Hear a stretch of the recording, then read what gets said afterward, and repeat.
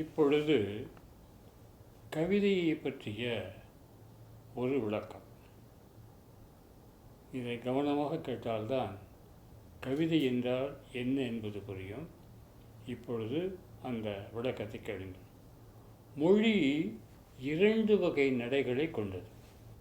நாம் பேசுகின்ற இந்த மொழி 2 வகை நடைகளை கொண்டது. ஒன்று உரைநடை, மற்றொன்று கவிதை நடை. ஆனால் உரைநடைதான் எங்கும் பரவலாக பயன்படுத்தப்பட்டு வருகிறது. கவிதை நடை கவனிக்கப்படுவதில்லை. இக்குறை நீங்க வேண்டும். இங்கு ஒன்றை புரிந்து கொள்ள வேண்டும்.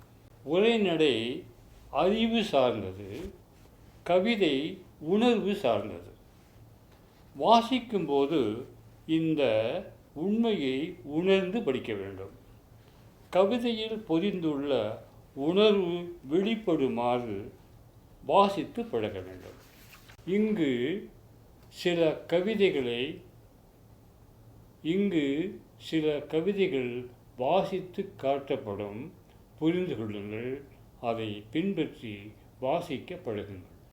இது தாய் கோழியின் கதை என்ற தலைப்பு கொண்ட பாடல்.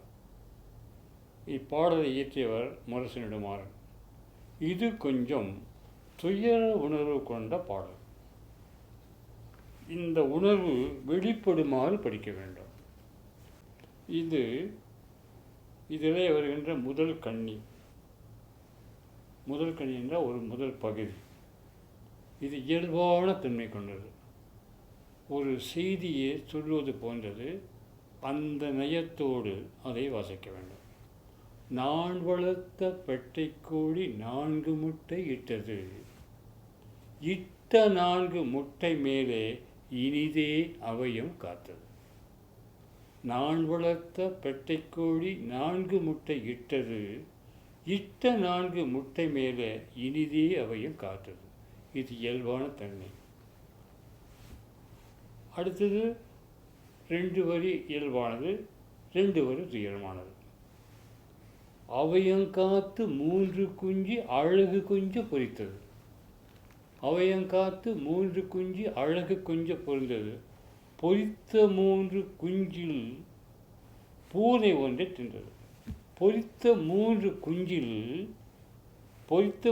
கோழி குஞ்சில் பூனை ஒன்று. அந்த சோகமான ஒலி. அந்த கவிதை திரும்பவாதிக. அவையங்காத்து 3 குஞ்சு அழகு கொஞ்சம் பொரித்தது. பொரித்த 3 கோழி குஞ்சில் பூனை ஒன்றை தின்றது. அந்த மாறுபட்ட உணர்வை கவனிங்கள். அடுத்ததாக உறுதி கொள்ளுது, மன உறுதி. ஒன்றை இழந்த பின்னே 2ஐ உறுதியோடு காத்தது. இதுவும் ஒரு உறுதி. இந்த இடத்துல அந்த சோகம் வராது. உறுதி கொள்ளுது.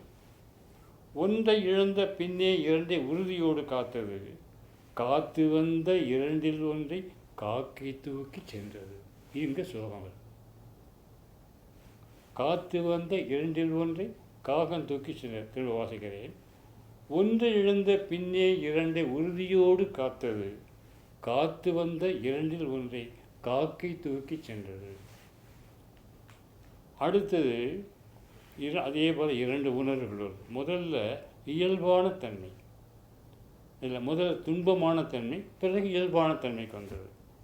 தூக்கி சென்ற குஞ்சை எண்ணி துன்பம் மிகவும் கொண்டது. சோகந்தானே. தூக்கி சென்ற குஞ்சை எண்ணி துன்பம் மிகவும் கொண்டது. அடுத்தது உறுதி. கொண்ட துன்பம் மெல்ல மறந்து குஞ்சு ஒன்றை வளர்த்தது. இதை நான் முழுதும் படிக்கிறேன்.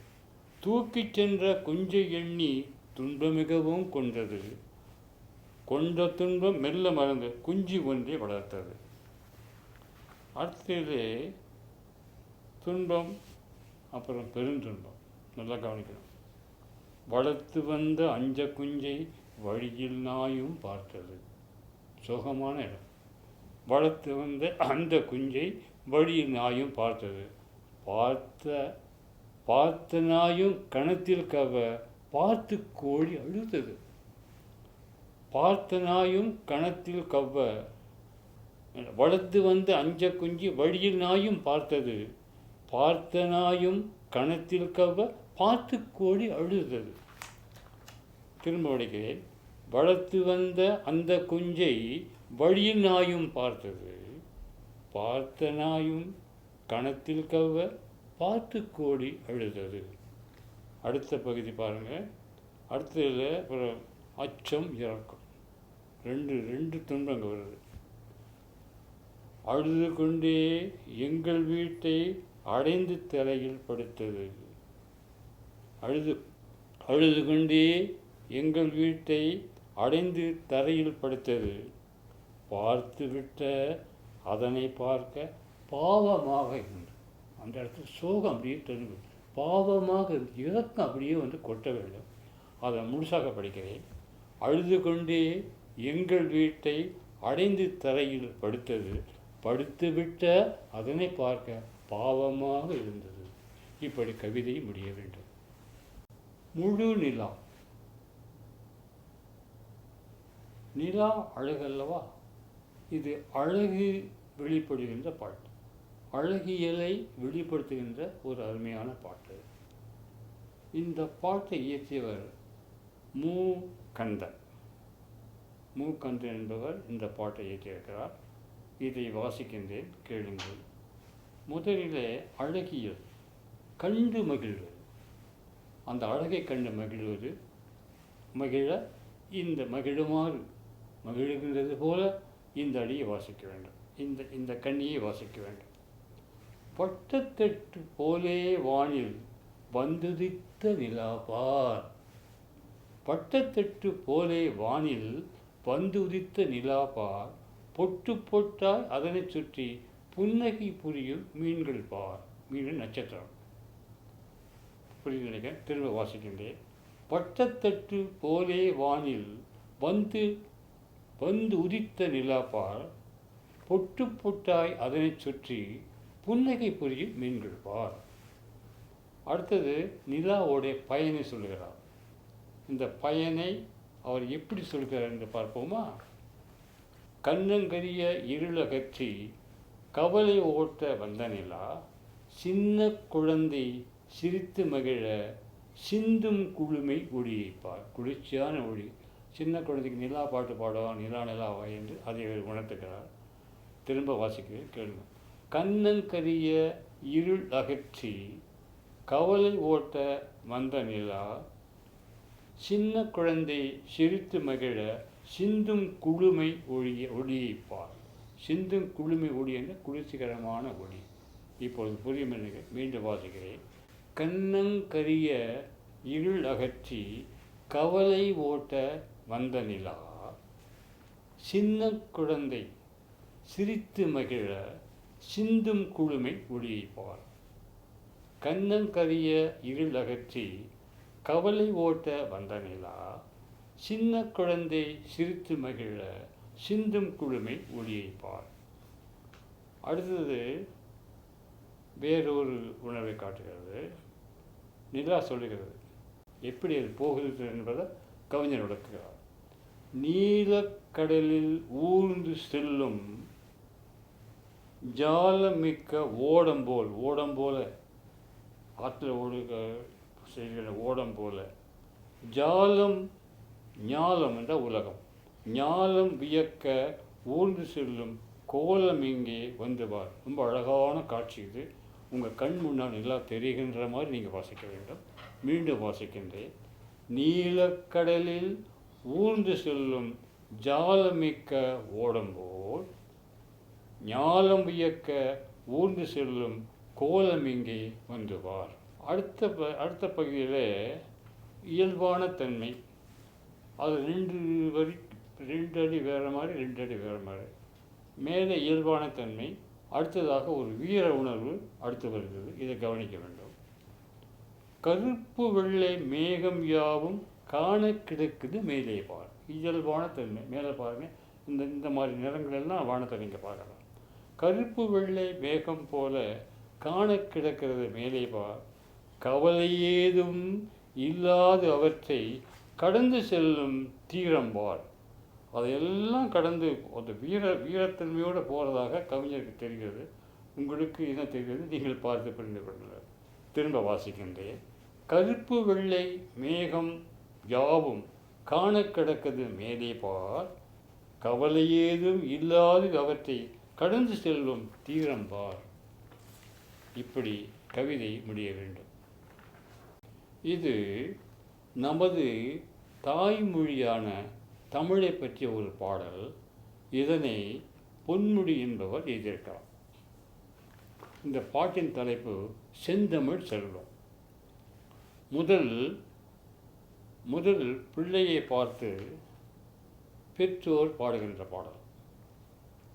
பிள்ளையை பார்த்து பெற்றோர் மகிழ்ச்சியோடு பாடுகின்ற ஒரு பாடல். அந்த மகிழ்ச்சி அந்த பாட்டில் வர வேண்டும். பொன்னை செல்வம் என்பார்கள், பொருளை செல்வம் என்பார்கள், என்னை கூட உன்னை கூட உன் பெற்றோர் உயர்ந்த செல்வம் என்பார்கள். பொன்னை செல்வம் என்பார்கள், பொருளை செல்வம் என்பார்கள், உன்னை கூட உன் பெற்றோர் உயர்ந்த செல்வம் என்பார்கள். திரும்ப நான் வாசிக்கின்றேன்.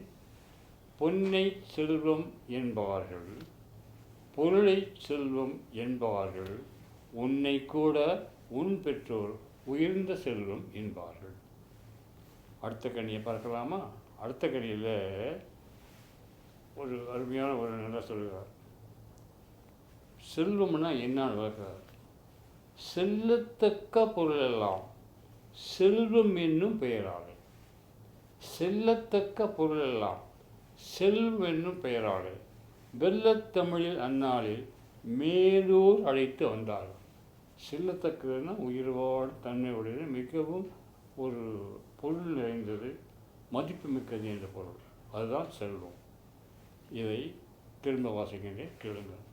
செல்லத்தக்க பொருள் எல்லாம் செல்வம் என்னும் பெயராலே வெள்ளத்தமிழில் அந்நாளில் மேலூர் அழைத்து வந்தார்கள். இது ஒரு இயல்பான தன்மை. அடுத்ததில் இன்னொன்று ஒரு மதிப்புமிக்க ஒரு பொருளாக இதை கருதுகிறார். தமிழின் சிறப்பை பற்றி சொல்கிறார். மதிக்கத்தக்க பொருள் எல்லாம் மண்ணில் செல்வம் ஆகும் நாம் துதிக்கத்தக்க பொருள் உண்டே தூய தமிழ்தான் அதன் பெயர். மதிக்கத்தக்கது வேறு, துதிக்கத்தக்கது வேறு. இது போற்றத்தக்கது. மற்ற செல்வங்களோட தமிழ் போற்றத்தக்கது, நமது உயிரோடு கலந்தது. அதை மீண்டும் வாசிக்கின்றேன். இது தமிழின் சிறப்பு பற்றி ஒரு பாடல். மதிக்கத்தக்க பொருள் எல்லாம் மண்ணில் செல்வம் ஆகும் நாம் துதிக்கத்தக்க பொருள் உண்டே தூய தமிழ்தான் அதன் பெயர், அதன் பெயரை. தூய தமிழ்தான் அதன் பெயரை. அடுத்தது தாய்மொழியுடைய முதன்மை முக்கியம். தாய்மொழி நமக்கு எந்த அளவு முக்கியம் என்பதை இந்த கண்ணி விளக்குகிறது. கமழும் இன்பத் தமிழின்மே தமிழ் இன்றி, கமழுகின்றதுனா மனம் வீசுகின்ற உயர்ந்த. கமழும் இன்பத் தமிழ் இன்றி கருதும் வாழ்வு நமக்கில்லை. நமக்கு தமிழ் தான் அடையாளம். அந்த தமிழ் நமக்கு இருந்தால்தான் நமக்கு இங்கே மதிப்பு என்பதை வலியுறுத்துகிறார். கமழும் இன்பத் தமிழ் இன்றி கருதும் வாழ்வு நமக்கில்லை.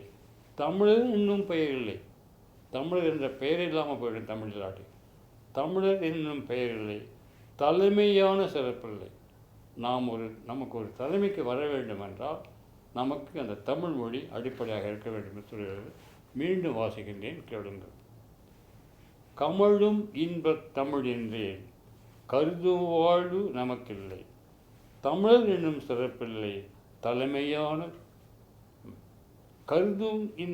கமழும் இன்பத் தமிழ் என்றேன் கருதும் வாழ்வு நமக்கில்லை. தமிழர் என்னும் பெயரில்லை. தலைமையான சிறப்பில்லை. அப்போ இது ஒரு கடைசி கண்ணி. தமிழால் நமக்கு எப்படி பெருமை வருகிறது என்பதை சொல்கிறது. இது கடைசி கண்ணி. தமிழால் நமக்கு எப்படி பெருமை ஏற்படுகிறது என்பதை இது வலியுறுத்துகிறது. வாசிக்கின்றேன், கேளுங்கள். அருமை செல்வம் தமிழ் செல்வம். தமிழை செல்வமாக்கி சொல்கிறார். அருமை செல்வம் தமிழ் செல்வம். அறிவாய் தம்பி, அது வரைக்கும் ஒரு தொடர். தம்பி தெரிஞ்சுக்கொள்ளும். அருமை செல்வம் தமிழ். அறிவாய் தம்பி, அது நமக்கு நிறுத்தி எடுக்கணும். அது நமக்கு பெருமை நல்கும், அதோட முடியும், பெருமை நல்கும், நமக்கு பெருமை தரும். புவியில் நம் இந்த உலகத்தில் உரிமை பெயருக்கு நீராகும். உரிமை, நம்முடைய உரிமைகளை காப்பாற்றிக் கொள்வது தாய்மொழியாக தமிழ் முக்கியமாகிறது. அதை மீண்டும் வாசிக்கின்றேன். அருமை செல்வம் தமிழ் செல்வம், அறிவாய் தம்பி அது நமக்கு, பெருமை நல்கும் புவியில் நம் உரிமை பெயருக்கு நீராகும்.